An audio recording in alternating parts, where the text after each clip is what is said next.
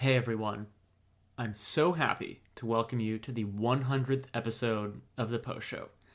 This is a really big one for us. We're very excited. It's crazy to celebrate milestones, so I think, you have to do it when you find yourself kind of on one. And this snuck up on us. 100 episodes is insane. Grant and I, when we started this whole thing, we didn't really have any crazy goals or milestones, certainly no delusions of grandeur. We just wanted to, talk about anime and TV shows and kind of pass the time in the middle of the pandemic when we couldn't hang out. And here we are, still doing it because it's fun as shit and people apparently listen. So, with that, today's episode is a little different. We're not talking about like your typical, here's what we watched this week. We've broken it up into 3 segments, and they're really about kind of our favorite anime moments. The first is, favorite moments we experienced with anime before we started the podcast. The bulk of the episode is in the second segment, which is favorite anime moments we've experienced since we started the podcast. And we've experienced most of those together, and most of them, in fact, are recorded on this podcast. So it's like a really fun kind of condensed greatest hits moment. It's not snippets from the podcast, from prior podcasts to be specific. Like we're talking about it. And then the third is just in general, how have our tastes changed? And then we got a little bonus, favorite OPs and EDs section at the back. I want to give a big shout out to the comic book shop on Bank Street at 128 Bank in Ottawa. On Instagram at Comic Book Shop Bank, and their website, The Comic Book Shop, shop spelled SHOPPE. They've been with us for quite a while now. We really, really appreciate their support. It's awesome to celebrate this milestone with them in tow, and we're thrilled they've stuck around for the ride. So if you're not familiar, they sell manga, comics, figurines, build kits, magic cards, like a ton of stuff. If you like the pod, chances are you'll like something that they sell. So check them out and let them know that we sent you. One last note before I pass it over to Grant to kick in that awesome music intro. We did have some audio issues on this podcast. Hopefully they're not too bad. I'm sure you can still enjoy the episode. And kick back, relax, and enjoy.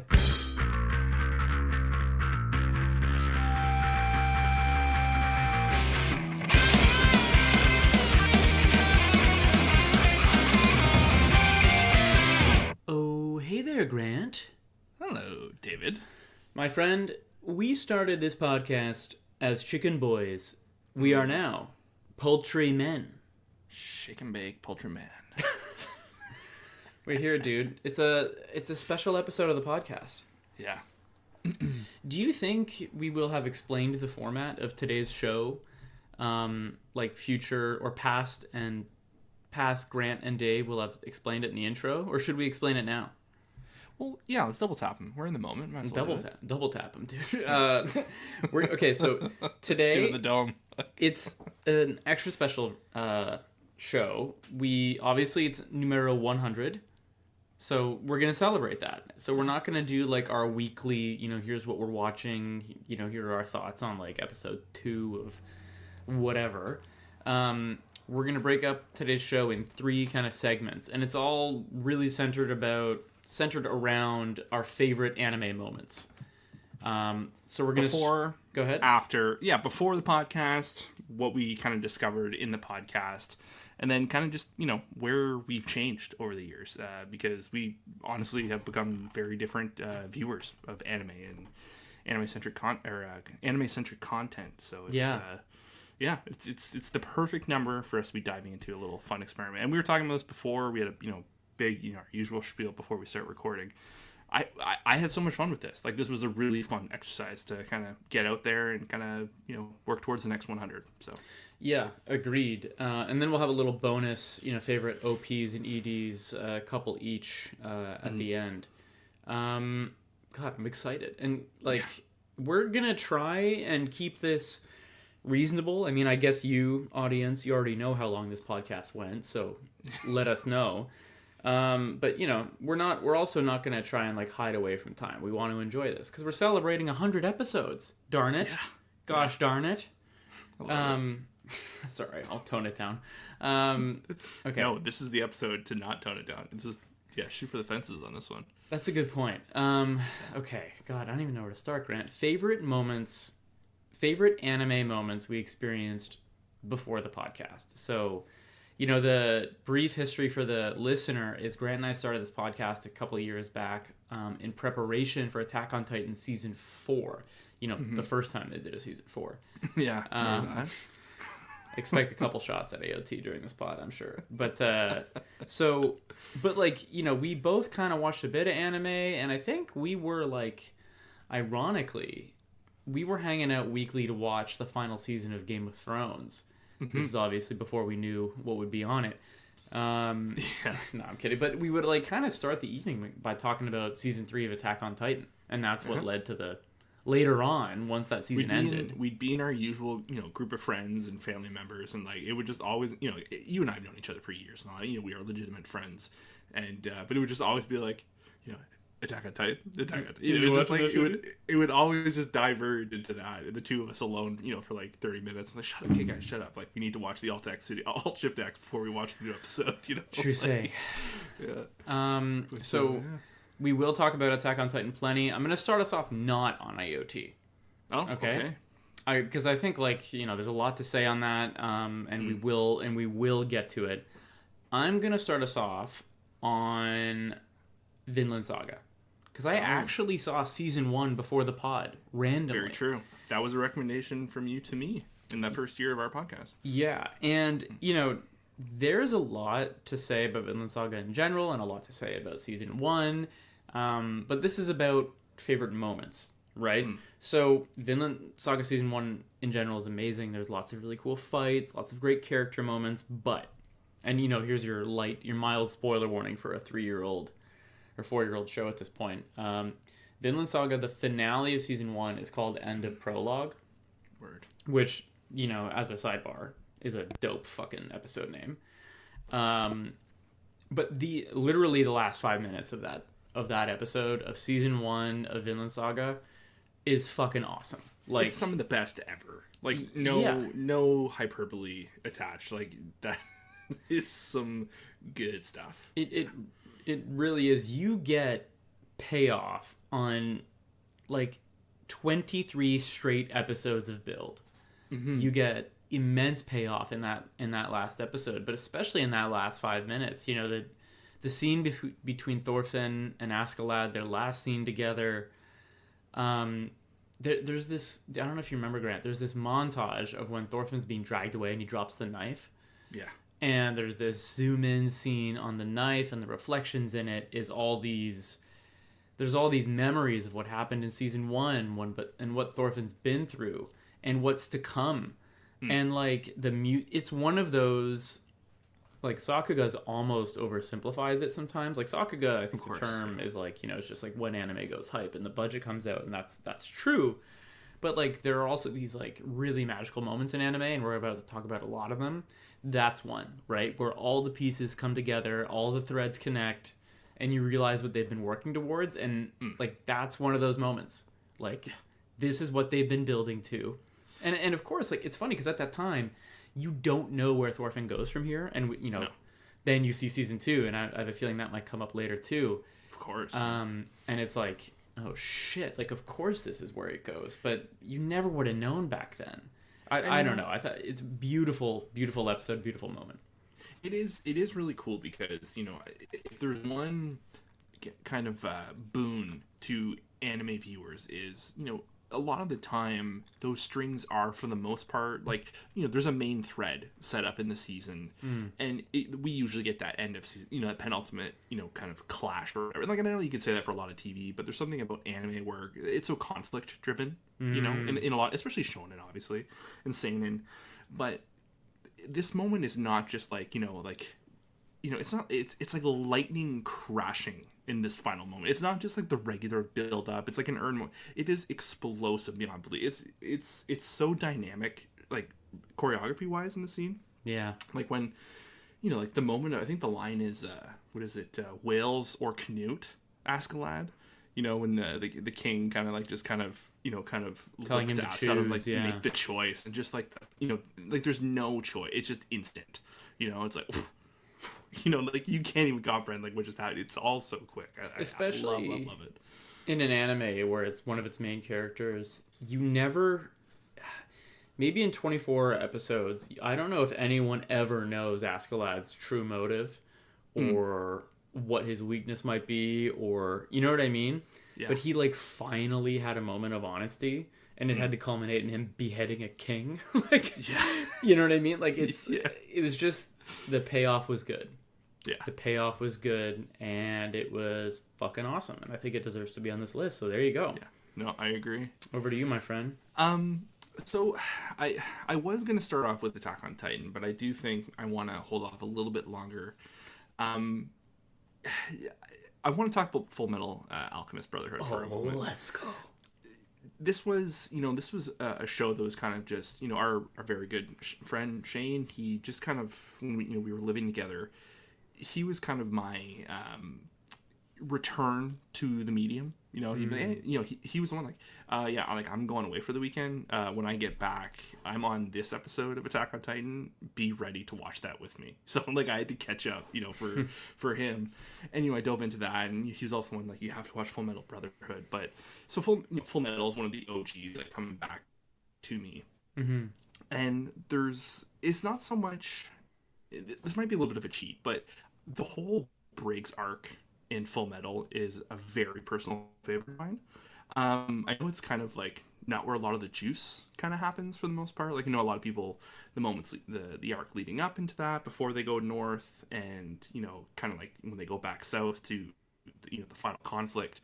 But my favorite moments in Full Metal Brotherhood is when Pride is stalking the tunnels, and just the true fear that he is like just like the total like lack of control anyone has against him, because they don't even know what pride is at that point. Yeah. And it kind of spoil it for like like a 15-year-old show or whatever, but I don't know, just everything about the presentation of, because at this point I don't think at this point we fully know who Pride is outside of Briggs, right? Like, we know there's just like this homunculus kind of going through the tunnels, but we don't know what's going on back at Central, so there's still like the mystery entwined in like two different locations. So it's, I don't know, I love the there's not crazy mysteries in Full Metal. It's kind of it's easygoings at points, but there's something about that whole setting of the coldness and like getting away.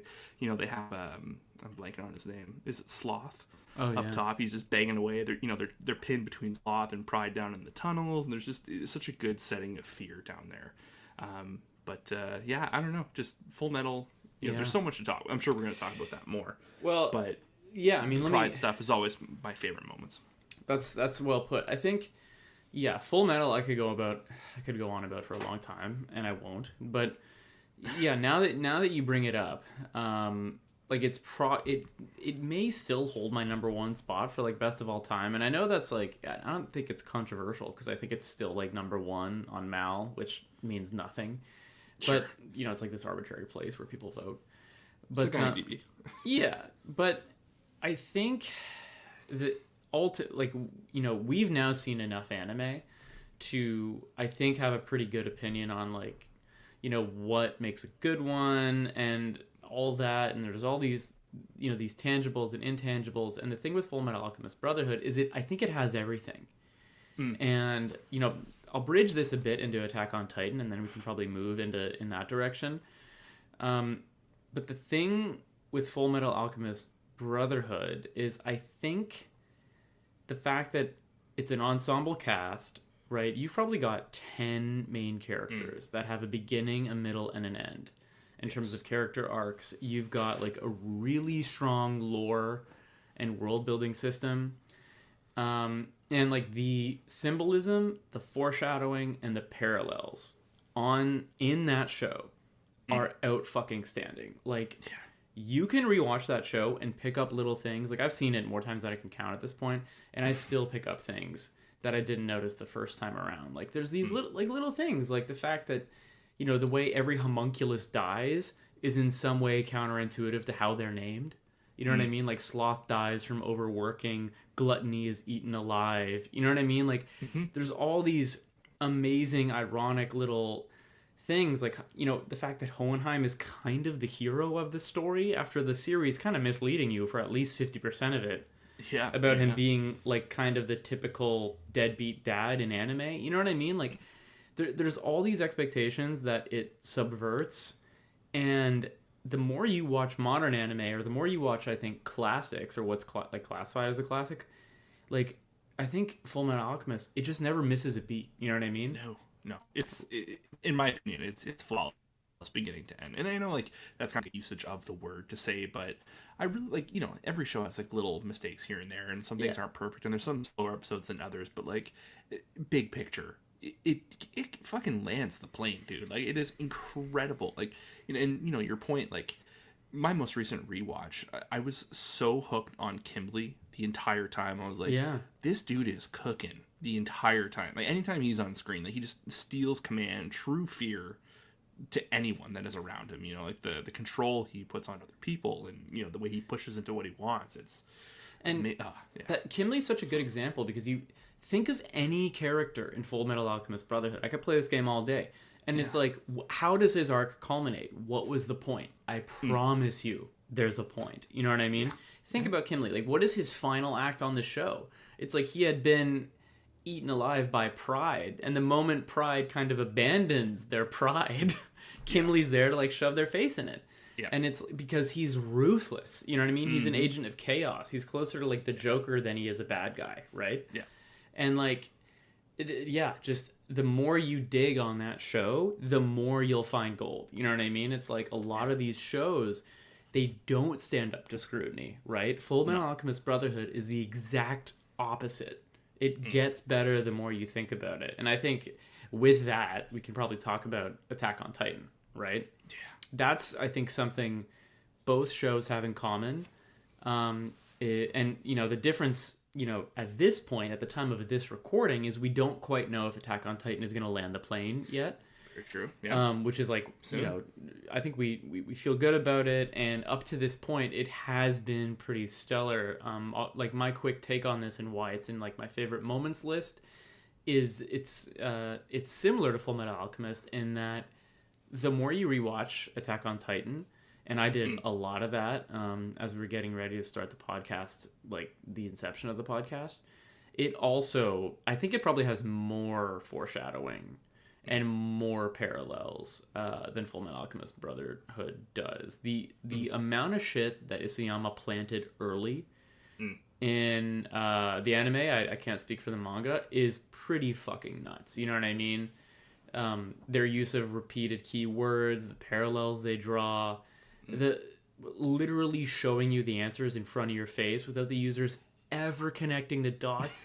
It's unbelievable. And for it to be this mainstream, you know what I mean? It's called having a vision, you know, like it's knowing, having the big picture and being able to put that, you know, compile it and then put it out in the world. You know, it's not, you know, that's a lot of the problem you see with, you know, a lot of these Shonen Jump series and whatnot. Like, you know, they're designed to be weekly, and I know like that's the whole industry with the manga and all that. They're meant to be weekly, and you know, okay, on to the next one, on to the next one, on to the next one. But like, that's why I think shows like Attack on Titan and Full Metal kind of get into this legacy status, and they have so much fervor for them. Is because they're mangakas, and the people involved have, like, they know they want this to be a finite story, and they don't just need to be like, okay, we need to throw this arc in. There's none of that to be seen in any of these stories. It's just, you know, we're here to tell, we're supposed to tell, this is what I want to tell, and you know, okay, now you guys can go animate it, or you know, take, you know, do your version of it. But you know, it's like you know, kind of like a sidebar, but like, you know, I really got into Bleach this year, and I read the whole manga, and you could feel like, oh, like you can tell, you know, Tite Kubo was being like pushed, like, all right, another week of this, another week of, you know, like just, and then you're like, okay, now we'll get back to the thing that I wanted to do, and it's, you can kind of feel where the attention is given and where it's not. And Full Metal and AOT are just, you know, the attention is given at all times to the story. So. Yeah, it also makes me think of Dragon Ball Z, right? Like you can just, or Dragon Ball in general, like you can tell when they're like, ah, shit, this was convenient at the time, but it doesn't quite serve the story now. Let's find a creative way around it. And like, that's not to say that I mean, you used the word flawless earlier, and it's like it's a tricky word to use, but I don't know, man. The execution Sometimes it just fits. Sometimes there are nitpicks. There are always going to be nitpicks, but like sometimes the shoe just fits. Yeah. I will say, just because we've mentioned it, I did have the Beast Titan Levi fight. Like it's just a moment in time in my like favorite moments. Like Attack on Titan is like one of my favorite things ever, anime related. And there's lots of those moments, but I think, we definitely saw that before we started the podcast. And then go ahead. I had Annie running amok in the forest with Levi's squad. Yeah. No, that is a truly frightening episode. It's so easy to forget how much shit happens in the end. Like that first season alone. The first season alone, and how far we've come. And how far that how much the story has matured. It's fucking nuts. But yeah, that's a great one. And I mean, I've got that clip favorited in YouTube. It's always there. My profile, it's there waiting for me. I mean, let's go. Let's not even, and we're not even mentioning the basement reveal, right? Like after how many years of waiting to find out what's in the basement and the way they pull it off, it's like, come on. Yeah, so many great moments. Whose turn is it? I went for metal. You jumped into AOT, which I kind of jumped into too. I have one ready to go. If you go, hit me, Dave. One of my favorite moments pre-podcast is the first time Mob went 100. Oh, that's really good. Yeah. So that's early season 1, right? See, I think it's episodes 3 or 4. It's when he's fighting Toru. Which is like, as a sidebar, like a pretty good decision to like the name of the show. You know what I mean? Like they easily could have saved that for the season finale. And like they're like, no, like let's get to the point. We're showing you the counter go up. You know, a lesser show, or a different way you could go, I'll say, is like give us like 10% per episode, you know, and like the 100 after a 10 episode season or something. They're like, no, this is gonna happen a lot. He's a kid, he's struggling, like he's gonna lose his shit. Yeah, good point. It's such a special show for me. It's honestly, you know, probably my favorite of all time. And you know, it's a special show because it showed me, you know, I had seen Full Metal before, I had seen Attack on Titan, and you know, a couple other things, but like I think Mob Psycho showed me that an anime can have it all. You know, it can have the animation, the Sakuga moments, the storytelling, and I think what I've now learned over the years for both you and I is I just love like when raw emotion can be like accurately displayed in anime, because like, it's very iffy sometimes. Like, you know, it's oversold or undersold, and I think, you know, Mob just really kind of nails that. And it's storytelling, like genuine characters with good storytelling is what I kind of mean. But I don't know, Reagan and, you know, Mob, and you know, just like Dimple, you know, like the character growth of Dimple, you know, we'll get into moments of that later, but I don't know, just this show had everything for me. Like the second I laid eyes on it, I was like, I'm in. Like, no, it's true that show, when I think about Psycho, I think of heart, you know what I mean? Like it just has a lot of heart, and it's not that it has more or less than some of the shows that we've mentioned. It just feels like your heart aches a little bit for the kid, you know? And I think that we all, like anything, you know, we like the things we like because we see ourselves in them sometimes. Sure. And yeah, it's easy to identify with Mob. I think, you know, you don't have to look too far. He's fucking awesome. Fuck yeah, dude. Demon Slayer season 1 episode 19. Yeah, boy. This one I don't think I need to elaborate on much. Like, it's just hype as fuck, dude. It's just hype as fuck. You know, there's like that, I guess you can boil it down to Sakuga, but it's when everything culminates. The music, the animation, the story, the character work, like it all just works. If you're curious about it, just watch Demon Slayer season 1 episode 19, and I don't think it's that hard to get that far because it's pretty fun first season. Yeah, it pulls you in right from the get-go. Yeah. You got anything else? I got a fun little nostalgic pick. I put on here the experience seeing the Digimon movie in theaters. You're a dork. Yeah, dude. It's so funny. It's so funny going back or reading back on it now, and like it's not a love movie at all. You know, like, you know, it's because, you know, I've learned later, or I've learned since that it was 3 different movies from, that were in Japan. They kind of spliced them together into one mishmash Frankenstein of a movie and put them over here, threw in like a 15-minute Angela Anaconda snippet in the beginning, and just released it to Canada or whatever. And but it's interesting because like when you think about it, it showed that this storytelling medium can take the same characters, make them look different, give them different attitudes. It's clearly written by different people that aren't like dubbing it over here. And I don't know, it was kind of an eye-opening experience of like, oh, like this is like the same but different, right. And like to see that at such a young age of like, oh, that's not the same Agumon that I see on TV, like Tai and TK and all them, like those are like clearly kind of different characters, and the way they're written and dubbed and all that. I don't know, it was just going back on it. And also like there's a couple key animation moments that like probably I wouldn't have understood and like respected at the time, but damn, dude, there's some fire in that Digimon movie. Okay, last one I've got on my list is Death Note. Probably, so like the brief history on Death Note is, I think, so this is what got me into anime as an adult, I'm pretty sure. I think an ex-girlfriend showed me Death Note, and it was one of those things where it was like, once I saw it, I was like, wait, what? Like, this is a thing? You know what I mean? It was like one of those like, oh wait, this is a medium. Not all anime is Dragon Ball. Nothing against that, but you know what I mean? It was like, Death Note, and you still haven't seen it, right? I have an update actually. Ooh. Leanne and I are now 7 episodes in. Oh my god, let's go! We ripped into it last day. Top. We're like, oh my god, let's more. Okay, so you know exactly what I'm talking about then. Like 100%. Yeah. Once I saw it, I was like, oh, like and picture like, Grant, imagine seeing that having not seen anime since you were a kid, right? It's crazy. It's crazy, and it was like, oh, so this is like a logic cat and mouse game with deadly consequences. And it's like, someone's trying to tell me I'm watching a cartoon. Get the fuck out of here. I'm watching guys body people. Like, you know what I mean? Like watching people commit mass suicide. It's crazy. Like, it's so dark. It's so, I don't know, nihilistic. It's twisted. Nihilistic is putting it nicely. Yeah, like it's just, it's such a dreary, creepy vibe that is so fun and you can't wait to see what happens next. Oh, dude, yeah, we were struggling. We're like, we need one more, and it's like we cannot. Like, it's like, but we can.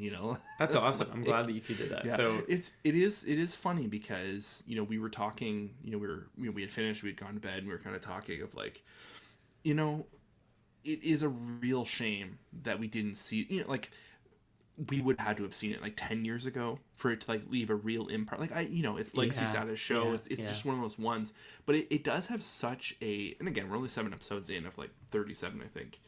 And, it has such a, borderline edginess to it that like people mock, and like, it's like, it's too edgy or it's, this and that. Mm-hmm. But like, I don't find that. I find it very smart and very well written. Maybe the dub makes it sound edgier than it is, or kind of like the dub or whatever is definitely, I think, the culprit there. Okay, but I don't know. It's a shame because I feel like if I had seen this when I was like 22, I would then like, I'm dropping everything in my life and I'm gonna get into animation. Like it's an even after having watched so much and having watched a couple things that are clearly inspired, like Summertime Rendering could not have existed without Death Note. Like, that's a great point. You know what I mean? Listen, like I've seen and Promised Neverland. Like there's elements that come from this. It's the forefather of it all, and not that it hits any less because like the moments are still kind of episode to episode, like what is going on. But it's like at a younger age, this would have just changed my whole purview. But you know what? Like Full Metal got there first, or AOT got there before. Yeah. So. It's, you can't have them all as that one, but I can imagine people that had this as their one just, changed everything. Yeah, and it was definitely that for me. Okay, my guy, I think is that it for section 1? I believe so, yeah. That's a good place to All right, 26 minutes in, not bad. Not bad. Here's the long one. Boy. No, I'm excited. Okay. Favorite anime moments since we started the podcast. Yeah. Maybe we'll put... Definitely, I have these more structured as moments, not so much as like big concepts. Yeah. But yeah. Maybe we'll try to put timestamps or something for each section in the description. And if you don't see them in the description, it's because we didn't do that. Okay, so let me... Or do you want to start? I just went for Death Note. Well, maybe we should start where the podcast started. And my first moment is Aaron and Reiner in the basement. Dude, so was mine. Yeah, dude. Let's fucking go. Let's do it. I have the Declaration of War episode of Attack on Titan season 4. Absolutely. Like, I was drawn to the TV. I could not look away. Just that moment of like Reiner shaking in his chair, you know, like Falco's just sheer shock and confusion at the just a young child trying to piece together what is going on in this room, and you can slowly feel the tension rising. And you know, Falco, you know, we know what's going on, but you can kind of see. I think some of the beauty of the scene is Falco in the background slowly putting the pieces together and seeing how dire the situation is slowly becoming. Yeah. And, you know, as he's rising, you can see Reiner dipping and just like him falling into himself once again. My boy Reiner. Oh my God. I don't know. This is, I think, in the top 5 best episodes of Attack on Titan's history. Yeah, it is. Declaration of War is unreal. Its follow-up episode, Assault, is also... I think so good because I think, you know, I'm not going to rehash everything you just said on Declaration of War because it is that good. But the follow-up episode, I think, you know, we were misled intentionally as viewers that Aaron's kind of the hero of the story early. In the episode of Assault, when you see him kill so many innocents and you realize who the assault is kind of on and what they're doing with the story, and when you start to get those first inklings that the scouts are there to pull Aaron back, and they've been forced to act, the dynamic of the show continues to change throughout season 4. But that's like your first little, like, it's your first note that like, oh, this isn't maybe what I thought it was. You know it's what I mean? It's now officially a war. You know, and I know it sounds obvious, but like, it's now a war. It's two sides fighting, you know, pulling back and forth, you know, whoever has the most rope at any time. Yeah. And you just have this, you know, this nuclear warhead that is Aaron, who's standing in the middle, who has his hand on the middle of the rope and is pulling in his own direction. It's true chaos. Like, you know, Declaration of War is, you know, for what it is, it's amazing and all that. But I do agree, Assault is what shows, like, just the chaos and the insanity of, like, what the instigation of a war can be. And, you know, not like we really know anything, but, like, that is a harrowing episode of, it is, and death, you know. And don't forget, I mean, I think it ends in Gabby, who's very much, like, a victim of her hometown being attacked, killing, like, a fan favorite, right? Yeah. I don't know, the show, you know, we've talked about Attack on Titan a lot and how it comes full circle, and while we're here, I'll mention my 2 other favorites in, like, the pantheon of season 4, which is, like, a never-ending thing. Okay. But it's the episodes Two Brothers and Memories of the Future. Right? Okay. I mean, these are like a year after these two. But like, just while we're on Attack on Titan, I figured I would mention them. Like, I do have another one I can throw in after you're done. Yeah, I mean, Two Brothers, you know, I think there's 3 pairs of brothers in that episode. You know, there's Zeke and Aaron. There's, help me out here, Falco and, Colt? Colt. And I think there's one more set of siblings, but I can't remember. But anyway, that is an amazing episode. And then Memories of the Future is like, you know, people meme about it, but it is kind of arguably one of the biggest twists in anime I've ever seen. And it, like, changes fucking everything. Like, it changes the decades worth of understanding about the show. Like, how can you not put it in there? What was yours? So my second AOT favorite moment was in part 2, the campfire alliance between Marley and the Parody Scouts. That was just, you know, putting everyone, was it McGath? I think was, you know, on the Marley side, kind of, you know, just opened his heart to everybody and kind of got the conversation going. But just everyone kind of just bearing their heart on the situation and, kind of owning to what was done and what was said. And, I found there's a lot of growth in the characters too. And to have, that not take their innocence, but like just kind of like we have to just move forward, like there's no, what we did is done, like Aaron, like I think it was kind of easy to like point the finger at Aaron at that point, sure, and just kind of like move forward. But I thought that's also one of the most powerful scenes in the entire series. It was just a flicker of light in a very dark show. And also how hard it was for him to come to that conclusion, right? Like that episode is not sunshines and daisies, right? No. And really only happens later when he's trying to set a proper example for Gabby and for the young people, right? Yeah. Great point. But yeah, I mean, believe me, we can do Attack on Titan for hours. In fact, I think we have. If you're new to the podcast, please feel free to check out all of our reviews on the season 4 episodes, because that's how we got here. So we've got a lot of anime ahead. Grant, I'll just go one more time because everything after this point is going to be new, I think, at least on my end. Just while we're just like while we're talking about AOT, I may as well throw in Demon Slayer because we kind of mentioned Demon Slayer a minute ago. Sure. Specifically, Mugen Train the movie, and then season 2, episode 10. Which is Never Give Up, and that's the Tengen and Tanjiro take on that's like the Gyutaro. the winning episode of that season, coupled with the movie. I have that as well on my list. We were covering that week to week, and it was a little different to cover compared to Attack on Titan, because it was more like, hey, like, let's just gush about how beautiful the show is and how great the animation is for 20 minutes every week. It was different for the podcast, but it was also like some of the most hype shonen shit we had ever seen, I think, to that point. We were mainlining like the most intense anime. We had it was Demon Slayer and AOT back to back. Sunday nights. Like we were just there was no room to be tired. We were just so excited to be there for all of it. But it's funny because here on out my list takes a series of left turns from Demon Slayer and AOT. But over to you, my friend.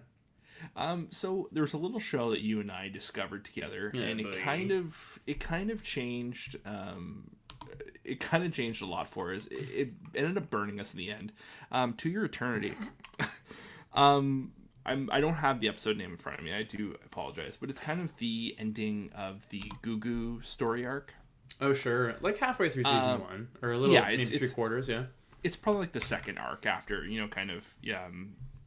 Fushi kind of makes his way away from or to his like next destination time and whatnot. But it's just that whole character dynamic of Gugu and the mask, and being like a modeled man and afraid.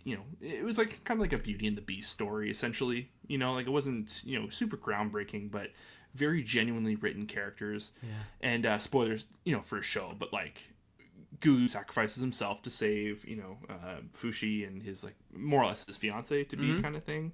And Dave, like, I think you remember at the time, we were going through so much shit, with the dog and all this. Like, Leanna and I just bawled our fucking eyes out on the couch when Gugu died. It's one of the few times, and again, we were preloaded going into it, but it was one of the most, like, just cauterizing moments in anime. I'm just like, damn, dude, like, that is a good character. It fucking sucks that he's dead. And then to see him like continuously, his body being reused, like it through Fushi, and kind of like his legacy in his own way being continued and all that through the following arcs, whether good or bad. I won't go there, but I don't know. It was just I really loved that that section of like 6 or 7 episodes. I think that was the best Your Eternity had been. No, I mean it's a beautiful episode, amazing scene. You might be listening. My boxing coach, I remember talking to him, and it's funny. Like you just say boxing coach, and I think everybody just pictures like this. You know what I mean? A bit of a stereotype. But I remember him telling me on more than one occasion, "I'm not watching that show anymore after what they did to Gugu because it broke me." You know what I mean? Yeah, dude. And it was real. It hurt. That cut deep. I had episode 1 of To Your Eternity in the list because I still consider it one of the best all-time pilots of an anime. Like, we talked about how Death Note kind of turned my brain on a little bit as a grown up watching anime. I think To Your Eternity episode 1 will do that for a lot of people. If you're curious about the medium and you're listening to this for some reason and you haven't seen a lot of anime, or if you're looking for a good recommendation to give to people who haven't seen a lot of anime, I really think episode 1 To Your Eternity stands. And yeah, like all of season 1, to Grant's point, that arc in particular is fucking stellar. Yeah, it's definitely the shiner in the bunch. Okay, well, now that we're into the weeds and we're getting bummed out, I mean, I have to mention and listen, like, I know the words I'm about to say, they might sound a little absurd, but like, Grave of the Fireflies had a profound impact on me. Like, it really did. You know, like, if you heard someone say that sentence and they replaced the beginning with, like, I don't know, My Hero Academia or something like that, like, give me you know what I mean? Like, there are cringe anime fans, believe me, we get it, that are, like, trying to tell you about how a cartoon changed their life, like, and it's like, come on, dude. I get it.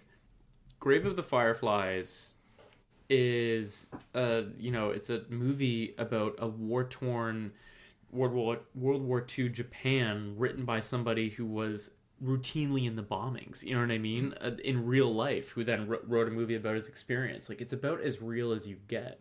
Yeah. And it's fucking harrowing. It's a classic. It's as a movie, it's extremely well done.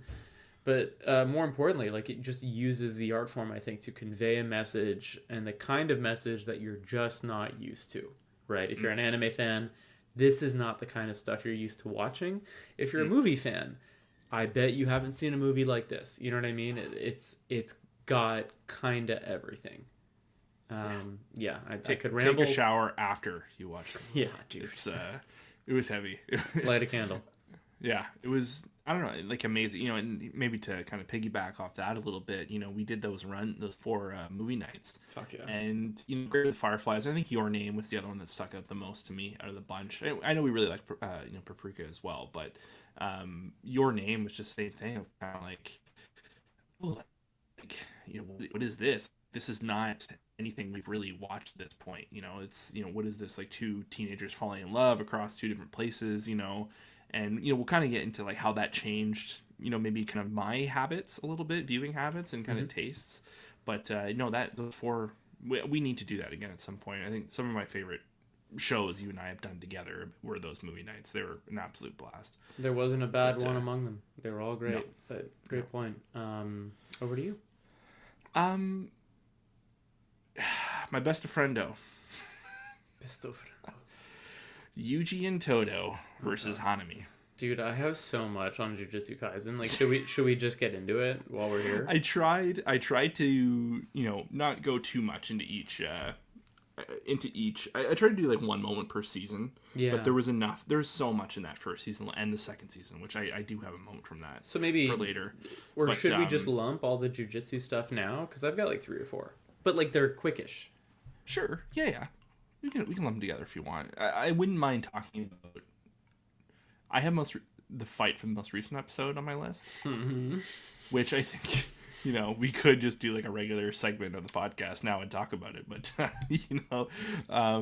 but that first seeing Todo in action and Yuji, and already having seen Hanami kind of wreck everyone and being like, oh, this is like what power can be for the bad guys in this world. Like, we had seen Togo, the volcano dude, kind of, show his spark a little bit, but, Gojo just kind of spanked him. Jogo. And went on your way. Jogo, sorry. And then we had Mahito doing his thing as well, and that brutal Junpei arc and all that. But, like, Hanami, like, really, like, kind of, showing her power was just kind of amazing. Scale was really well done in that fight, just like the earth and the trees coming from the ground and the flowers and just I think this is such an excellent fight. I think the reason I chose it is it kind of covers what Jujutsu Kaisen excels at is they can fit comedy and not make it silly and stupid into this fight, like just based on the powers alone of, like, Toto, and I think his ability is called Boogie Woogie, and just like the coordination. I have a lot of fights, one-on-one fights in my list tonight, but growing up I was a huge martial arts movie fan. I loved the Bruce Lee and all the Jackie Chan movie. I've watched freaking Rumble in the Bronx with Jackie Chan like more times than I care to say. This is nuts. I love. It's like you're reading my notes. That's fucked. You've said so many key words. Grant and I, maybe we'll mention this in the intro. We didn't look at each other's lists ahead of time. No. Part of this is very fun. All right, can I jump in?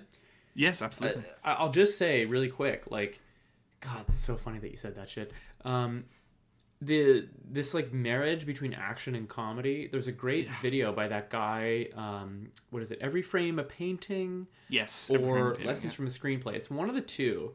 And he does one on Jackie Chan about action and comedy, right? And how to make it work. And I'm not, Jujutsu Kaisen doesn't steal or borrow that, but there is an interesting combination happening when Toto is on screen. Yes. They found the magic, right? And we could talk about that for a long time, but they found the magic. Like they figured out, here's a way to make the visuals stunning and engaging, but also you're interested in the characters and the characters' relationship.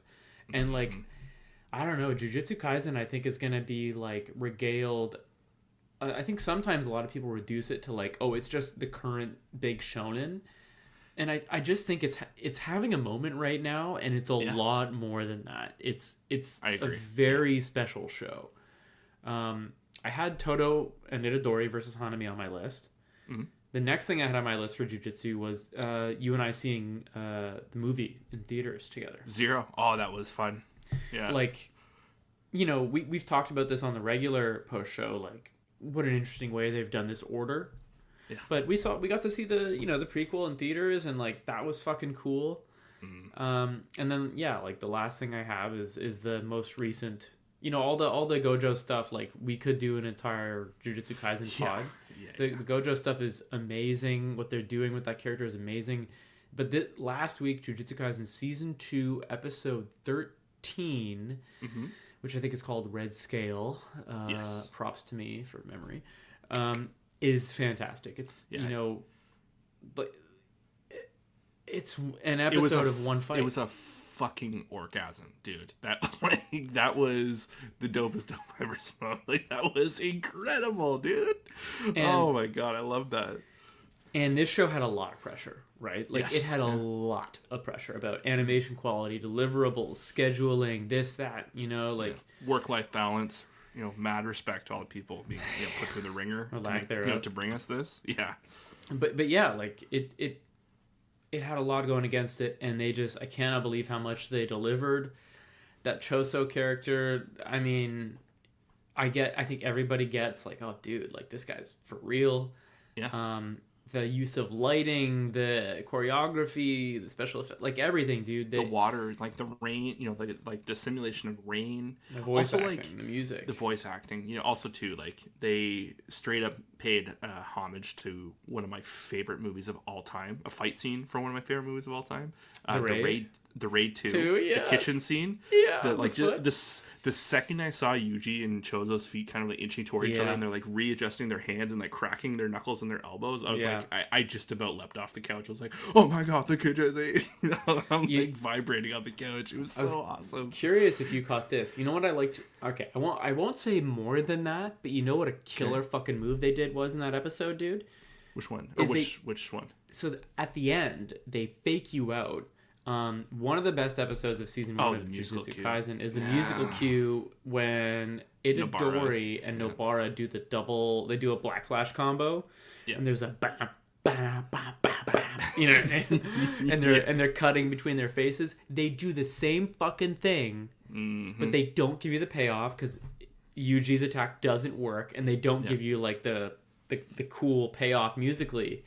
And it's just like... It just cuts. You got me. It goes from musical cue to half-finished cue to confusion on Yuji's face, and you're like, And you hear his fist hit metal. You know what I mean? You're like, or hit something hard, right? And it's like, that didn't work. And then the music tells you it didn't work, and you're just like... What's happening? I don't know, man. That shit. You know what I mean? Chef's kiss. That was big time. That was some good shit, dude. Do you have anything else on jiu-jitsu? No, and I'm trying to think of like a quick. Also, I just think one of the best episodes. I don't know if it's filler or not, but that baseball episode at the end of season 1, killer. Like great way to like kind of walk their way out of everything that just happened. Post like that Hanami fight and Gojo being able to arrive and whatnot. But also shout out to Nanami, just like like smacking the shit out of that caveman dude. Like the internet is still on fire. I know. Love it. I mean, love it. Keep it going. Burn it all down. I don't have this on my list, but while we're here, like obviously the prequel arc and the relationship between Gojo and Geto is very good. It's very very good. They're doing stuff at like a high level. The question is like, can they execute and keep this high bar? We've talked about classics that deliver and continue to deliver at a high level. It's I'm very curious for the future on jiu-jitsu, but what they've done. I do have some reservation because like this most recent episode was not handed in till like 2 days before it aired. Let's go. So, but again, this is clearly like a highlight fight of the whole season, I imagine. So it's not surprising that like this is needed a little extra attention. Apparently there's something like last minute they're like, oh yeah, we want to change like the flow of like the water physics and like this one scene, and they're like, well, we have to like rebuild like all of like the CG for this. Fuck it, dude. But yeah, it's crazy. Kudos to everyone at Mappa, or sorry, like the workers at Mappa. But yeah, awesome. All right, here's a quick one for you, Grant. I think it's Vivi Fluoride's iSong episode 3. I mean, Vivi in general, is worth being just like among my favorites, and it is. Vivi episodes 1 and 2 are great. I think, and I'm saying I think, this particular moment happens in episode 3, and it's when Vivi finally accepts and like squares her responsibility with this AI assistant that she's got. Yes. And she realizes that a girl she saw in the theme park is on a flight that's going to crash because she now has knowledge of the future, right? And she wants to save this little girl. And the I forget. Do you remember what his name is? The AI cube, the bear. I don't. It's fine. Yeah. But he stops her because he's like, well, no, you can't alter the timeline. Like, that's the whole point. You know what I mean? Yeah. Like, we have to do things deliberately. We're here to secure it. Yeah, and he has to, like, forcefully stop her. And there's a line that he delivers while the camera pans in on her eye after she's looking at this plane exploding in the atmosphere. And the line he delivers is, this is the beginning, or this is where your 100-year journey begins. And you realize in that moment, like, how cinematic the shot is, how great the series, like, that was the moment that show, like, set itself apart for me. And I was like, oh, like, we were just talking about a, quote, typical shonen. And, like, there are a few moments in Vivi where you're like, okay, this is not a typical show. They are doing something different. This was one of those moments for me. I was like, okay, so this is not just some random show. You know what I mean? This is going to be something that I'm going to fucking dig. And I love that moment. I do have a moment from, Vivi on my list as well. It's Vivi versus Kakatani, who's like the... Amazing. Yeah, dude. Like, I think that's the thing too. Like, the same year we had Tengen versus Gyutaro, Vivi versus Kakatani, and then we had the Yuji Todo, Hanami, like all those other end of like Jujutsu Kaisen fights. This Vivi fight is hands down one of the fastest, most fluid. And we had just seen the Gyutaro fight, which like all blew our minds. Yeah. And then we get to see this throwdown, and it was like, whoa! Like how we're just like two. I don't think because he is an android at this point too. Because I think the character. Was because he's a part of like the Toke, like the anti-AI group and all that, but like he's now an android, sent to kill her and all that in this time or in this period of time. But just like the fluidity and with Studio, dude, like they're I think are some of our all-time favorite work is done by them, and this was like the closest we had to like Levi, chasing after Kenny in like in that similar style of animation where it was just like almost too quick, but like that's the point of it, like these are not two normal people fighting. These are robots just, like overclocking, trying to destroy one another. I don't know. It's great fight. But Vivi 2 that's worth a rewatch recently. I need to do a rewatch thing. I rewatched, or I watched some reactors watch it, so that's the same. You sicko. I don't know. I do have a sickness. Is it your turn? I believe so. So we talked about Askeladd's final moment earlier. I did have that on my list, but I do have a backup one. I was almost certain you'd bring that up at some point. Church. It's a very small moment. I'm not even sure the episode. You might know. But there's a point where Canute is on. I think he has been kidnapped by this point by Askeladd's crew, and he just has a conversation about Catholicism with a priest. Yeah. See, episode 18, 13 minutes in. I'm familiar. No, I'm kidding. Can you imagine? That'd be awesome. But it's a very minor scene. It's maybe 3 minutes at most. But they do so much with so little, and it was an interesting view of like, this is a land where, religion is everything. You could argue that's that today, but in this era of time, like it was, again, one or the other, or one version of the same one, devolving into something else. And just to have like two people like be educated on something other than what you've been told and it is out there, it was a very gentle and diplomatic conversation set in the times of like, a wise man of faith and, Canute, a younger Canute, and kind of taking it in. And then you have the kind of the commentary from the Vikings around him, like the raiders and who have no religion whatsoever. And you can kind of hear them like slowly be like, oh, that is kind of interesting to have like a warmth. I think there's like a line of like, oh, to have some like internal warmth and all that. And they take that as like, literal warmth and whatnot. But I don't know. I think it's a very small, delicate, but such a standout scene for that first season. No, I know the exact scene you're talking about, and I agree. It is a standout scene. It's very well done. And I mean, I think it helps lead Canute's kind of like self-actualization that happens a little bit later. Yeah. So I've got Moshuko Tensei on here, despite my better judgment. No, but I think, jokes aside, we have some... the show is controversial. Our takes are not. Sure. But, I go back and forth. I won't speak for Grant. I go back and forth on how I feel about the show, but what I will say is, like, going through the world with the world building, appreciating the animation, and, like, all the things the show is actively doing was, like, a good experience. I enjoyed it. Turning Point episodes 1 and 2 knocked me on my ass. They have 2 of those in season 1. They are both really, really well executed. And I'm being like, oh, like, maybe this is what all the kerfuffle is about. Like, this show took such a hard left turn that, like, the show is now different. You know what I mean? Yeah. So yeah, Mishiko Tensei. Yeah, I don't got too much to say about it. Like, I like that first season. A couple great animation moments, but we got a lot of that on our list there. But yes, I don't know. I am looking forward to more, and hopefully get more season 1 in this next season, which I think we might. Agreed. But, yeah. Over to you. So I don't know if this is too early to bring this up, because I know this is a huge show for you as well, and well, probably I don't feel comfortable being the first one to bring it up. To be completely honest, no. Go ahead. So this is one of the only ones on my list where I have like a full episode as like, a full highlight.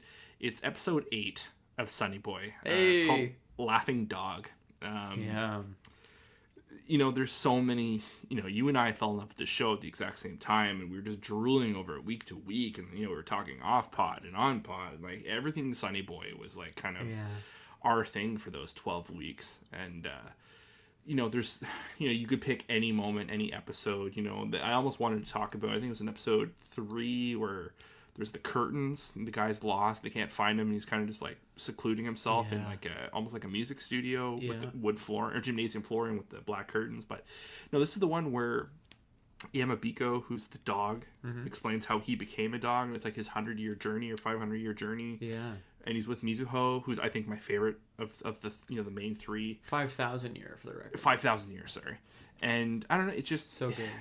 it has everything to do with the plot, but also nothing to do with the plot. Which is very Sunny Boy, right? Very Sunny Boy. It's an expanding, explosive bottle episode that kind of like the bottle kind of comes back together at the end, but then it just was it ever together? It's such an awesome episode where like they've always played with animation styles within Sunny Boy, but this one I think they kind of threw everything at the painting or the canvas. Like there's just so much different styles and uses of color, and it felt very gothic. Those paintings. You're late at night and you see them on Instagram or on Reddit, and it's just like a very unsettling. Just clearly disturbed minds from 1800s or 16 or whatever. Yeah. I don't know. It's a dynamite episode of an amazing season, and that's the one I go back to. Like I'll just watch that one every now and then. That's funny. Yeah, I love it. Yeah, I mean, we were talking about, what did I say? Oh yeah, earlier I was like, I don't want to sound cringe, but Grave of the Fireflies, was like a huge deal. I mean, I don't care if I sound cringe. I think Sunny Boy changed my relationship with anime for sure, no doubt about it. I think it is absolutely a special show. I don't think you get many of these. Period. No. You had episode 8. I have episode 1 and episode 12. Oh, I think the pilot of Sunny Boy is fantastic. Yes. I think episode 12 is when they they go home. They journey home. It's funny. I don't know if I've ever talked to you about this. It's one of the few songs I've had to, borrow from the internet because it's not quite, or at that time it wasn't available, but it was by the band Toe. Oh, okay. But it's a song called the Sunny Boy Rhapsody, and it's this unbelievable mishmash of songs that band put together for the show, for the soundtrack of the show, which they've actually sold on vinyl, and kill for that. Damn. But it's the soundtrack that they play when Mizuho and Nugara go back home. They kind of travel through space. Yeah. There's that whole all the trippy visual montage, everything. It's like this culmination of the whole series, like finally going home. And then there's the finale, an episode after that. But we cannot have this conversation without mentioning Sunny Boy. Yeah. It is changed us, truly. It changed my total, and yours clearly, but it also it changed my trajectory of how I watch things. For sure. Yeah. How fucking cool that's an original anime, and that it's it's 12 or 13 episodes. No sequel. No bullshit, no movie afterwards. You know what I mean? Very defined art style. Could not be more specific in what they were trying to do. I'm not going to throw on the word perfect because I don't think it is. I think that show probably doesn't work for a lot of people, right? No. I think the difference is it's specific. It knows what it wants to be. Mm-hmm. And it's gonzo. It's very gothic gonzo kind of. It's Pink Floyd. Visually, it's psychedelic. It's one of the best things I've ever seen, and I will not ever. It is very approachable, which I don't think our conversation up to this moment has led to oh yeah, I can just try a dog, a 5,000-year journey of how a man became a dog. The show is weirdly grounded. Yeah. And, it has moments of oh, did you catch that? Well, maybe on the 5th viewing you'll figure that one out. But but keep from the next episode. You'll stay on track. It's great. Yeah. It's like a lot of these shows, man. It's abstract and it might fuck your head a little bit, but it's it's also, if you want to boil it down, it's about kids growing up and trying to find their place, and the uncertainty of growing up and finding your place in the world, and how frightening that is. You know what I mean? And relationships with other people and the uncertainty that comes with that. It is very much emblematic of the human experience, right? And it's fucking awesome. I love that show. Love it so much. Okay, it's funny that you brought up Sunny Boy, and I'm gonna bring up Mob Psycho. Oh, there we go.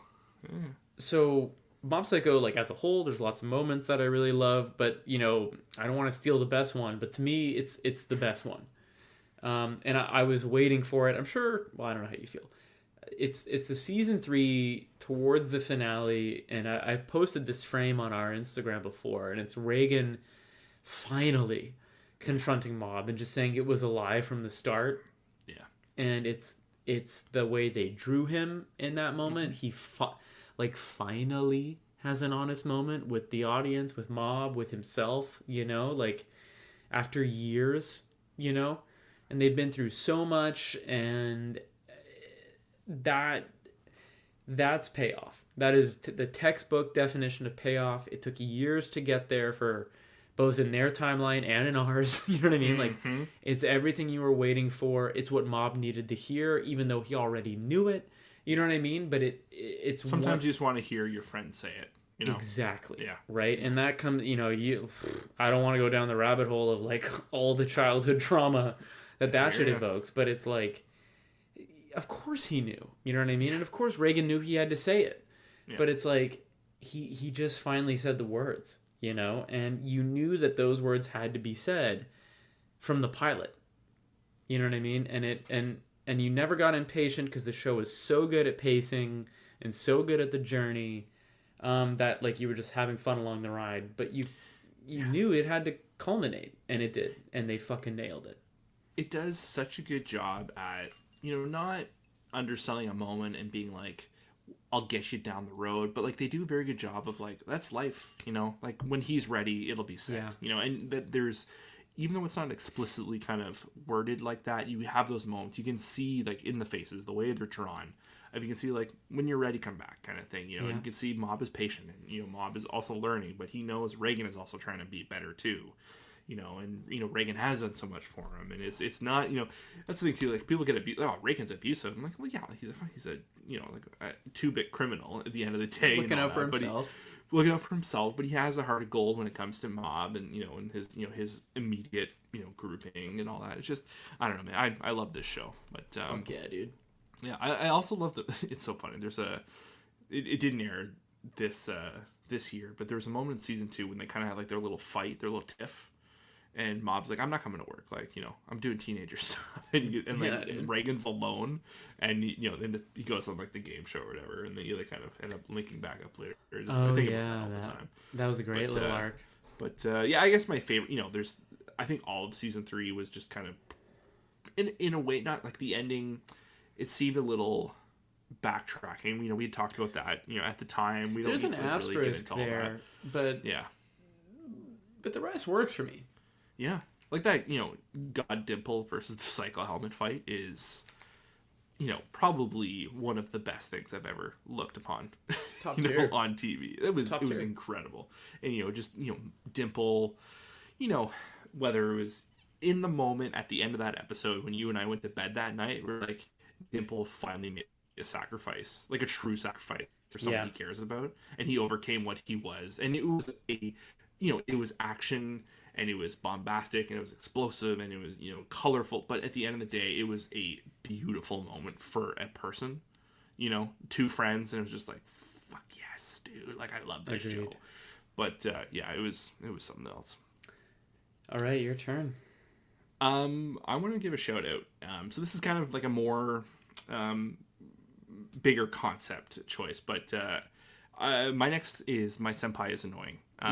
So this is a show Leanna and I discovered on a whim, and we had no clue what was in store for us, because it completely changed our viewing habits, and it created our genuine love for rom-coms, and not just romantic comedies, but also just romance anime in general. This is when you became dorks. Yeah, big time, dude. And this also turned Leanna more so, into like a full-on manga readers.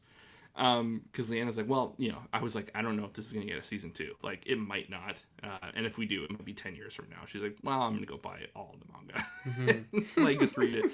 But it just, very, like, lighthearted show. So, like, silly, but, still getting the lessons in. There's, like, the classic mix-ups. Like, oh, does he like me? And da-da-da, I like him. And, one guy, he's kind of a dummy, but he clearly likes her. Like, it's all fluffy and silly, but just very good-natured and very well animated and, colorful and just good bits, Like, if for a rom-com, like, it has, you gotta have the romance, but, like, you gotta have, like, just good, funny. It has to be funny, and it lands the plane that well. And, Yeah, so that's kind of like my little, thinking concept. But we discovered that once we started the podcast, and it changed everything, honestly.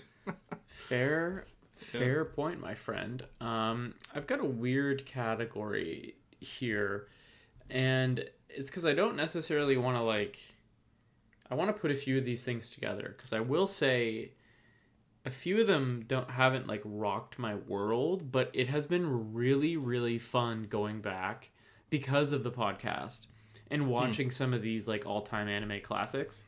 Okay. Two examples that are top of mind are FLCL Fooly Cooly, Word. Ergo Proxy. I recently finished, but this, it all started because of Neon Genesis Evangelion, right? Preach. We still owe you a couple of Neon Genesis podcast episodes, and those are coming imminently, dude. Yeah. But going back and watching old shit because of only discovering anime semi recently has been really fun, and I'll move this into Neon Genesis now a little bit. I think we were doing the post show while I was going through my first ever watch of Neon Genesis, which I haven't rewatched yet. And then, I've seen a couple of the Rebuild movies now, but the one I specifically want to mention in this whole area is Neon Genesis Evangelion and the end of Evangelion, right? So the original series plus the original movie climax, we owe a whole podcast on this topic, but I can't not mention it in this list. Of course. Grant, I asked Grant before we did this, I was like, did I watch Sunny Boy or Neon first? And it was Sunny Boy. Yeah. But from that, I was like, okay, this was the most, psychological anime I've probably ever seen. I want something like this. And Grant was like, okay, now's the time. You know what I mean? You had the want. You had the hunger for it. Yeah. Now go watch Neon. And these are some of the two of my most favorite things I've ever seen. I think that Neon absolutely had an influence on Sunny Boy, just like it had an influence on everything, frankly. Yeah. Whether it's mech stuff or feeling stuff, who cares? Mm-hmm. But yeah, Neon Genesis Evangelion changed the way I look at storytelling, the way I look at art direction, musical scores, fight scenes, attention to detail, how deep you can go. You could start the Neon Genesis rabbit hole and never come out. And that shit is not overrated. It is properly rated. And we could say more, and we will in a podcast coming soon. Any minute now. Right. Over to you. Any minute now. Dave, my next is 86's title card drops and musical cues. How do I not have that? This is bullshit. Dave, this was this was a show I not mocked from a distance, but I was like, what is this show? Everyone's comparing it to I think it was getting Neon Genesis, references what they were doing, with psychological story, and I think it was right around the time you were watching Neon Genesis, and I was kind of rewatching it with you at the same time a little bit here and there. And then I watched it, and I was like, oh, this is cool. And then you get to that second arc or core. I think that's when I first heard the phrase core, and because they openly called it that, in the episode Core 2 begins now or something like that. But these title cards, just every week was just I was just it would catch me I would just suck in air. I was like, oh my god, that was beautiful. That was so well done. And every week it would just continue to get me. And then they took that break and they came back with some of the strongest episodes in that whole series to that point. Oh yeah, that ending, man. You and I were hooked at the end. We're like, what? It's for what it was. The show had some faults for sure, but it did feel relatively original to us, at least. I'm sure there's other stuff out there that is kind of similar too. But I don't know. I thought it was a really fun show by the end, but the soundtrack through and through is probably my favorite from that year. It was amazing, and those title cards just I remember specifically the use of silence in that show at times. The title cards, they did some really artsy shit, man. Yeah, really good show. I'm ready for more 86. Yeah, you know, I don't know what their plans are, but I liked it. Okay, I've got a couple moments here Let's do it. from and just in general, because we've been kind of involved in the community, which has been really fun. Um, just being number one, being part of the Chainsaw Man hype. Yeah. You know, watching that thing coming down the barrel, you know, that trailer coming out like 9 months or a year before the anime or whatever it was, seeing people lose their shit, manga readers wouldn't shut up. You know what I mean? Like, Yeah. it's like, okay, is this really going to be the thing? Is it? Is it, you know, and then the OP and how big that was. And Yeah. just everything, right? So being a part of it in general and reviewing it weekly, because I think we did, probably on the post show. For sure. Was fun. And then there's two episodes I'd like to specifically mention. Episode 8, Gunfire. It's you know, spoiler warning, obviously. But it's Himeno's death. It's basically the episode where shit hits the fan, right? Easy revenge.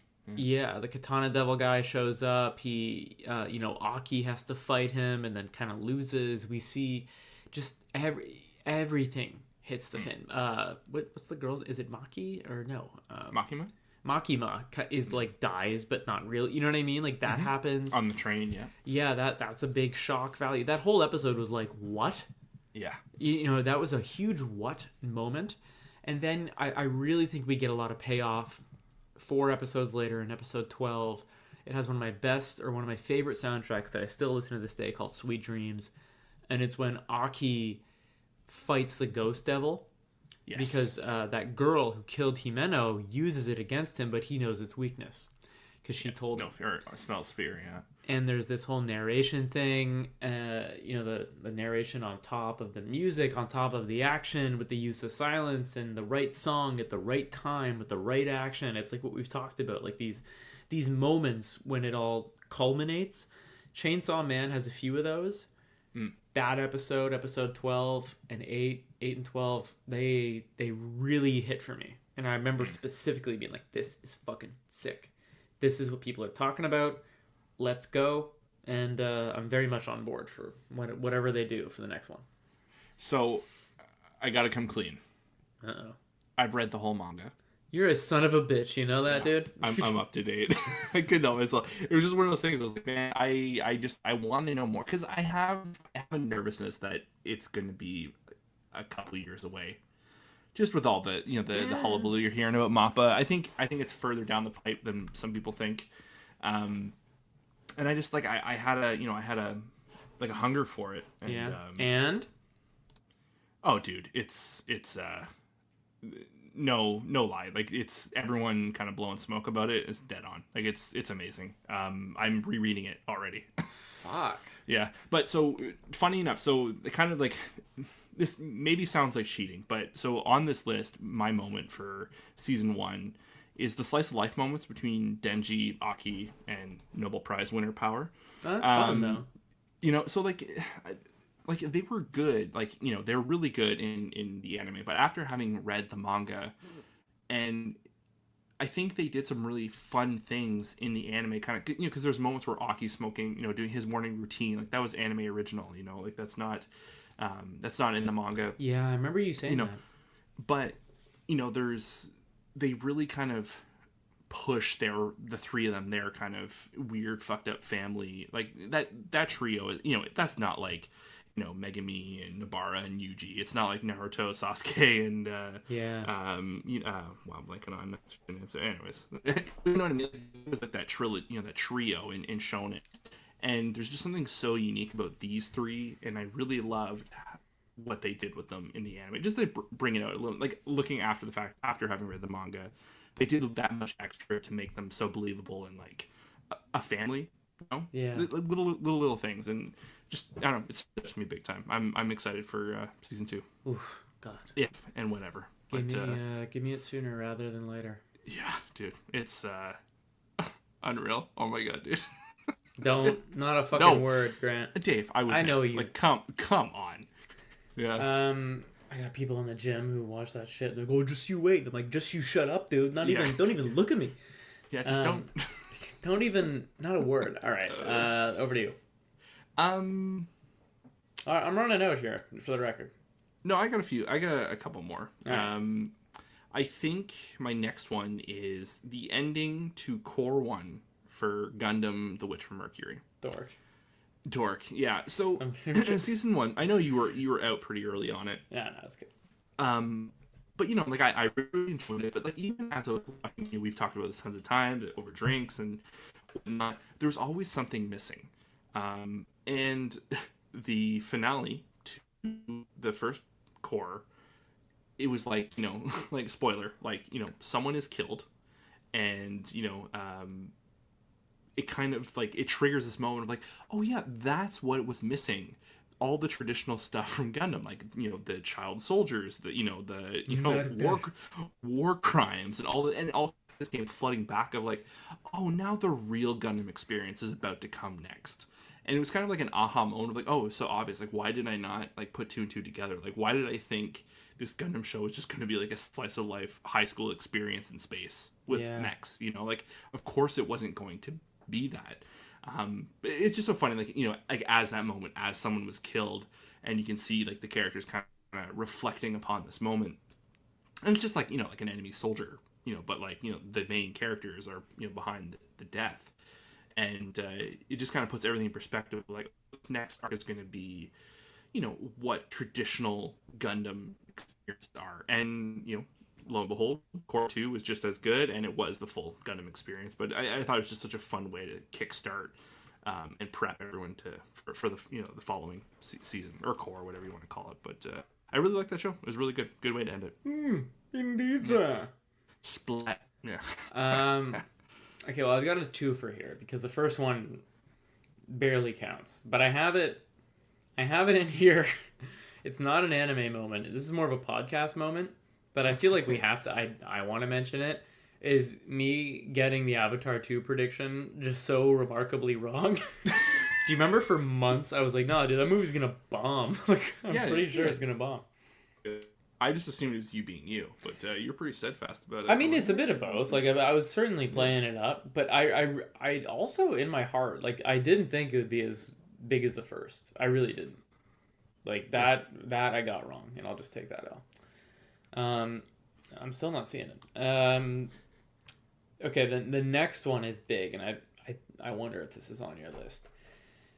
It's the "Carve It Into Me" poem at the end of Vinland Saga. Ooh. Season 2. I have a different moment. There you go. I'll briefly just say that shit is fucking dope. Yeah. They get an actual, what is it? Is it Norse? It's a Norse poem, right? Yes. And they in the anime they get a Norse person to read it properly, and it's fucking awesome. Oh wait, no, maybe that is the same moment because it's Gardar and Arnheid's final ride, right? Yes. Okay, yes, no, I do have that moment. I was thinking that was a separate moment. Like it's kind of a bookend to the whole show, right? Or to season 2 rather. They do pieces of that poem at the beginning, and then they kind of close it towards the end, and with the final ride, and yeah, that's it. Gardner, not here for a long time, but a good time. Yeah. My next, and I'm surprised this hasn't been brought up sooner by you. I'm just gonna go with my second favorite moment from this episode because I'm sure I'm gonna let you take the lead on probably what is your favorite moment. Adam Smasher just destroying in Edge Runners. Oh yeah. Yeah. The show was unhinged already to that point. When he showed up, I was like, oh, like it's now the video game world. And it was weird having the two so late kind of combined in such a cohesive way. And, the voice actor, like clearly it's a different, it's a Japanese voice actor versus like the English one from the game, but that dude crushed it. He was like Darth Vader on steroids. Yeah. And crack cocaine or crystal meth. It was awesome. Yeah, I didn't have much of Edge Runners in here. What I really Not even the brain dance? Well, yes. So that's the one part is I've got the they've got the I Really Want to Stay at Your House song playing in the background, and what's David's love interest? Her name? Lucy. Lucy, yeah. And it's they're on the moon, and she just says, "I really don't want you to die." And I was like, it's so he dies. You know what I mean? And I don't know, that show has a lot of really cool moments, but I think that was probably it. And I was like, oh, like they're doing something very interesting, very different, and I'm here for it. But I don't have a lot other than that from that. It's you know what's funny? I was playing Cyberpunk yesterday, and I was doing a side mission where I find a brain dance in a trash can, and you put it on, and it's the intro to the anime. Oh, that is sick. Yeah, it's the guy who originally has originally has the Sandevistan that David steals, and he dies because of cyberpsychosis, and he kills a bunch of cops.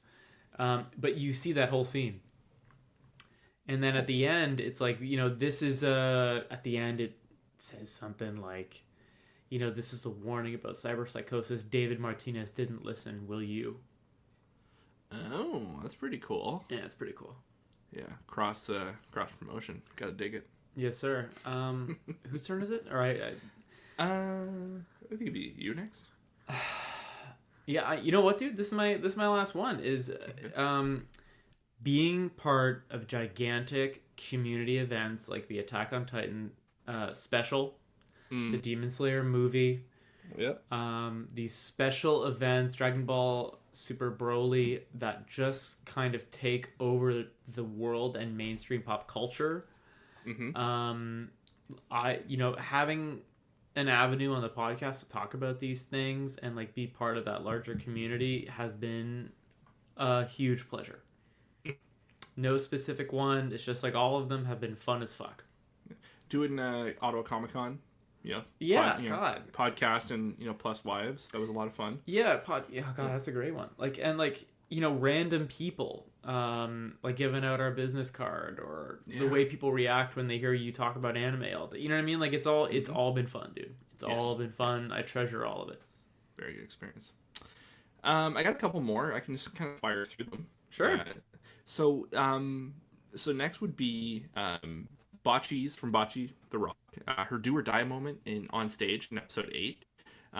Great, not quite it's not a penultimate moment because there's still 4 more episodes, but it's kind of the moment where they're kind of given like, okay, you guys have to play for minimum so many people. This is like your chance, like, because they're they work in the bar and all that, and it's kind of like the bar manager, the sister, giving them a push, and they're all ready to play, but Bocce's reserved, doesn't want to do it.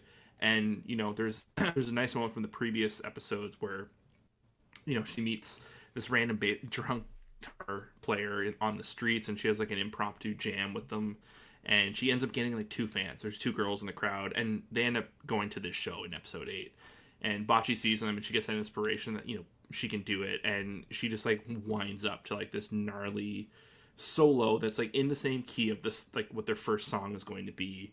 And the band kind of picks up, and just like the way it's animated, you can see like the drummer, she's like, you can see her like getting the time ready and where she's going to kick in, and the bass player is like following the drum, and then they kick into their song. I think it's Lonely Blue Planet or one of the songs. Just a great moment, kind of way to close out the episode, and kind of like they are officially like a band, and they're going to do this, and they're going to make a run at it. These 4 girls. It's such a good show. Oh my god.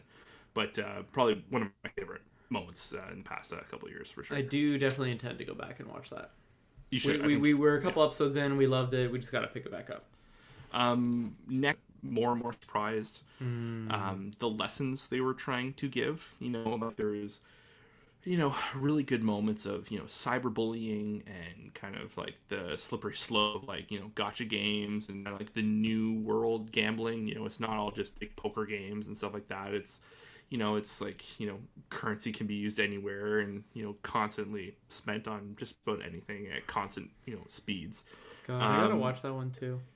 You do too. And just, like it's, I had said it before, it's like Coen Brothers, Tarantino like it's just very well written, and mystery, underlying mystery. It's so smart. It's so well written.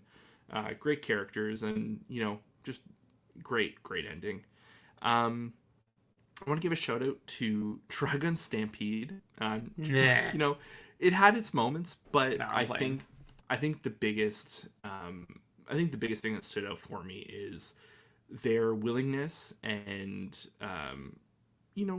almost like skill at doing blockbuster and big scale anime moments that I think a lot of shows don't even touch True. or come anywhere near it. I think they like there's some set pieces in that show that just were eye candy and so trackable, and you knew where everyone was, and again, like their usage of scale and kind of shrinking and coming in and out and in and out was just so well done.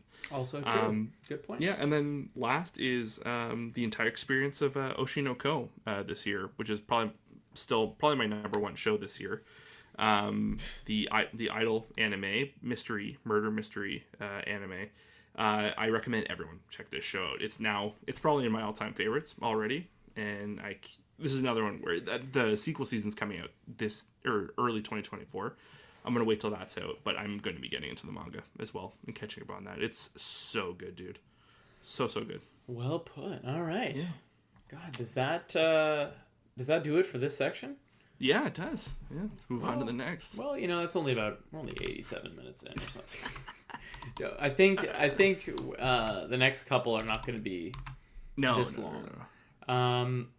I think, okay, so we're going to talk about just in general how our tastes have kind of changed since starting the podcast. I mean, I don't even know where to start. I think maybe I'll start us off, Grant, with a good one. I can tell you as a matter of fact, and I don't have a lot here. I don't think you do either. But I can tell you with 100% certainty, I would not have watched a show like Licorice Recoil without this podcast. And that show, as they say, is dope as fuck. Yeah, banger. Absolute banger. Yeah. But like that's just an example. I mean, I think in general, when I look at my show list before this, I was mostly just like a shonen fan, and I kind of still am. But like, you don't watch. You might tune into Attack on Titan for that reason, but you quickly realize it's more than that. Sunny Boy, not a shonen. You know what I mean? Grave of the Fireflies, not a shonen. Yeah. So yeah, I just think I've grown a little bit wider. What about you? So I have three major changes occurred since I've started the show. One being I start every season. I kind of take everything on the stuff that I know is coming and it's on the list no matter what. But I make a point to, go through Mal or various anime kind of seasonal sites and all that. Anything that, even if it's like remotely piques my interest, even if it's like there's a good chance it's not, it just gets put into a bag and I throw it at the wall, and whatever sticks, I continue to watch it and kind of run it through. And I have found Licorice Recoil is a product of that. Revenger is a product of that. Bocce the Rock and On Taxi. I've not that I'm more hungry for more and more and more. I want to try and just get a better fair share of stuff to watch. I don't want to get stuck. But it sounds like you're more curious and like you explore a lot more. I like to be surprised, and I like to try new things, and leads to my second thing that has changed. Like romantic comedies are now Leanna Mine's bread and butter.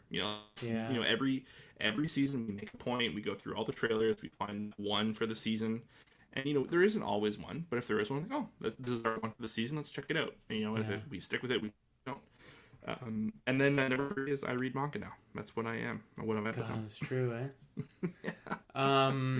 I mean, I jumped into my first ever sports anime, Blue Lock, as a result of the pod. 100% chance I never watched Blue Lock.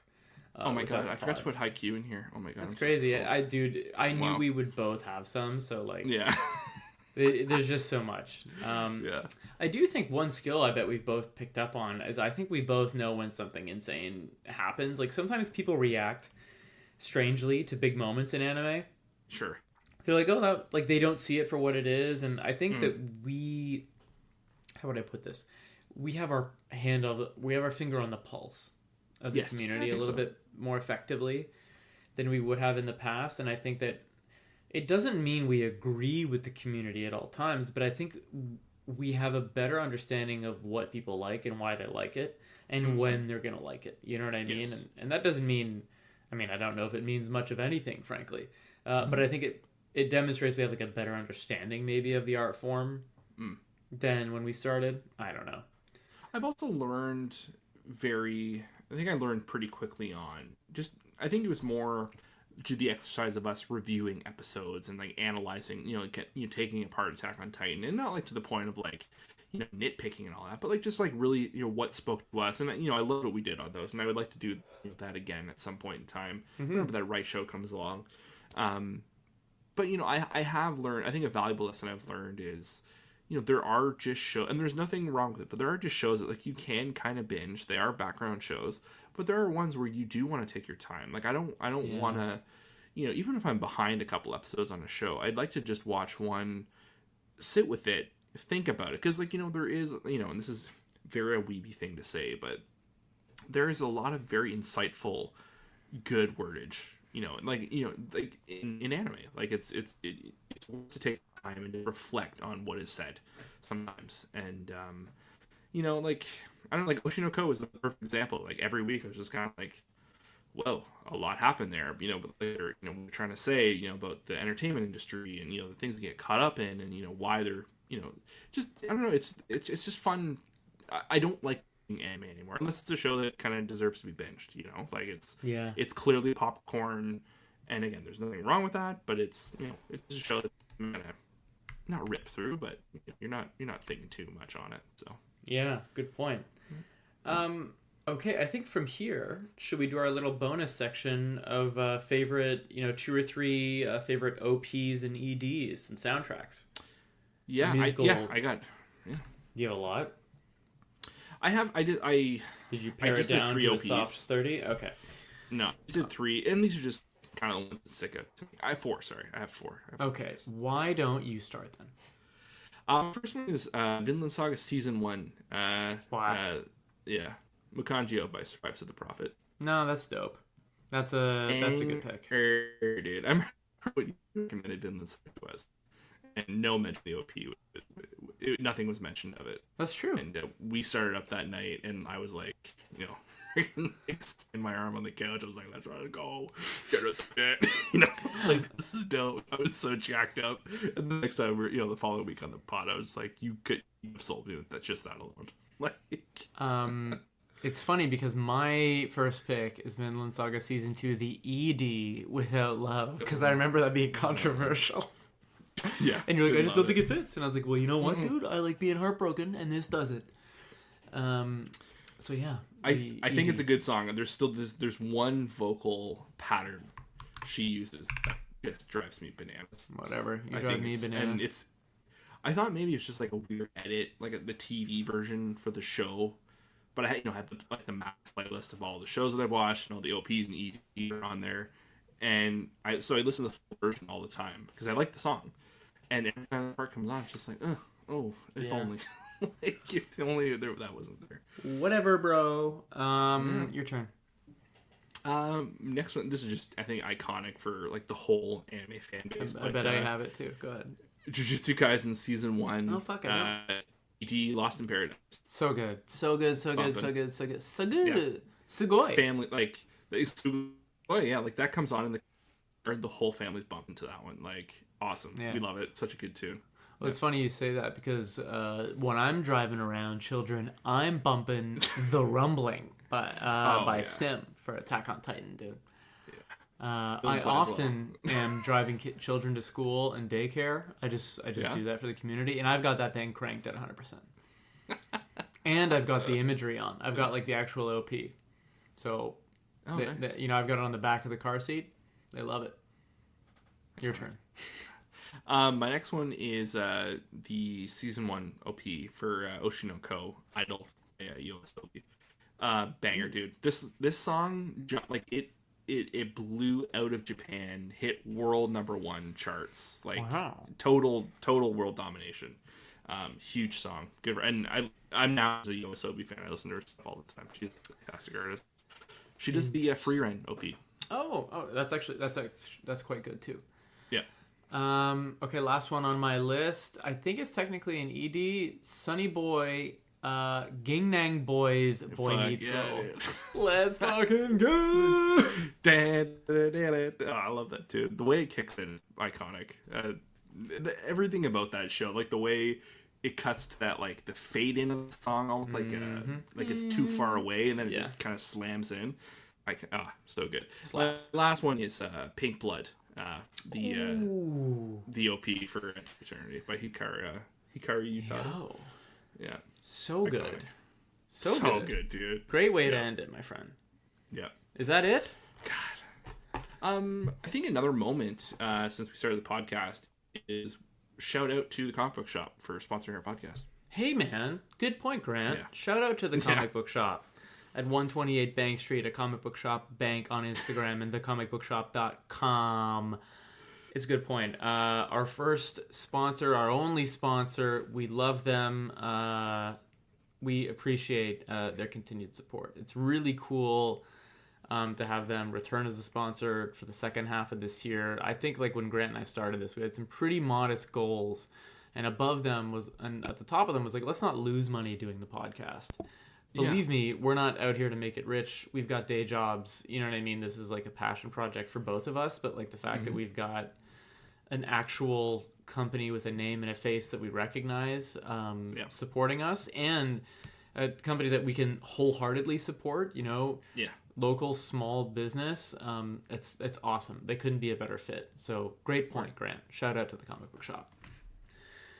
I think that might do it, my friend. I know. This was fun, man. I had such a blast going through all these. Post Show 100 coming in at just about 100 minutes.